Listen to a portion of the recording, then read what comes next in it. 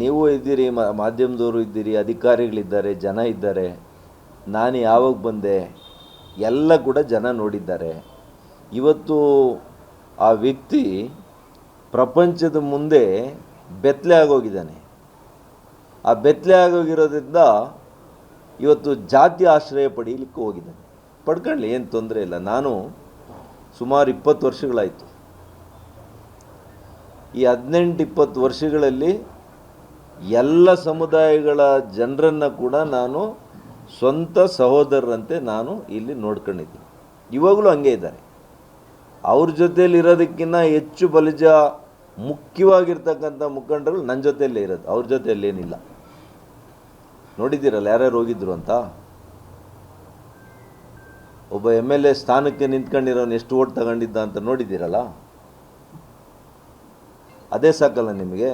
ಅವ್ರ ಜನಪ್ರಿಯತೆ ಎಷ್ಟಿದೆ, ಅವ್ರ ಜಾತಿ ಬೆಂಬಲ ಎಷ್ಟಿದೆ ಅವರಿಗೆ ನೋಡೋಣ.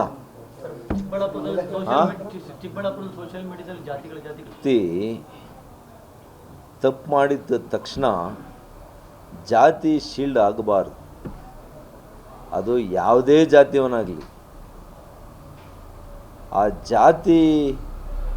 ಜಾತಿ ಹೇಳಿದ್ಯಾ ನೀನು ಹೋಗಿ ಒಂದು ಸಮುದಾಯದವ್ರನ್ನ ಹೋಗಿ ನೀನು ಅವರಿಗೆ ಅಪಮಾನ ಮಾಡು ಅಂತ ಹೇಳಿದ್ಯಾ? ಇವತ್ತು ನಾನು ಕೂಡ ಅಚಲವಾದಂಥ ನಂಬಿಕೆ ಇಟ್ಕೊಂಡಿದ್ದೀನಿ ಕೈವಾರ ತಾತಯ್ಯನೋ ಸಮುದಾಯ.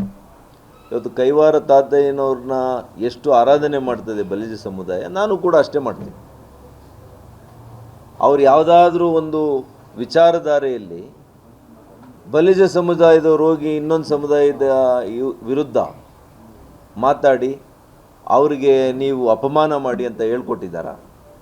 ನಾನು ನೋಡಿದೆ. ಎಲ್ಲ ಸಂಘದ ಎಲ್ಲರೂ ಹೋಗಿಲ್ಲ, ಯಾರೋ ಕೆಲವರು ಬೆರಳೆಣಿಕೆಯಷ್ಟು ಜನ ಹೋಗಿದ್ದಾರೆ, ನಾನು ನೋಡಿದ್ದೀನಿ. ಅವರು ಹುಟ್ಟುಗುಣನೇ ಅದು. ನಾನು ನೋಡಿದ್ದೀನಿ ಯಾರ್ಯಾರು ಹೋಗಿದ್ದಾರೆ ಅಂತ. ಅವ್ರು ಮಾತನಾಡಿದ್ದು ನೋಡಿದ್ದೀನಿ.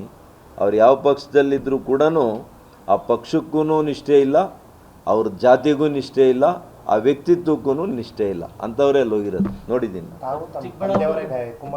ನೀವು ಇದ್ದೀರಿ, ಮಾಧ್ಯಮದವರು ಇದ್ದೀರಿ, ಅಧಿಕಾರಿಗಳಿದ್ದಾರೆ, ಜನ ಇದ್ದಾರೆ. ನಾನು ಯಾವಾಗ ಬಂದೆ ಎಲ್ಲ ಕೂಡ ಜನ ನೋಡಿದ್ದಾರೆ. ಇವತ್ತು ಆ ವ್ಯಕ್ತಿ ಪ್ರಪಂಚದ ಮುಂದೆ ಬೆತ್ತಲೆ ಆಗೋಗಿದ್ದಾನೆ. ಆ ಬೆತ್ತಲೆ ಆಗೋಗಿರೋದ್ರಿಂದ ಇವತ್ತು ಜಾತಿ ಆಶ್ರಯ ಪಡೀಲಿಕ್ಕೆ ಹೋಗಿದ್ದಾನೆ. ಪಡ್ಕೊಳ್ಳಿ, ಏನು ತೊಂದರೆ ಇಲ್ಲ. ನಾನು ಸುಮಾರು 20 ವರ್ಷಗಳಾಯಿತು. ಈ 18-20 ವರ್ಷಗಳಲ್ಲಿ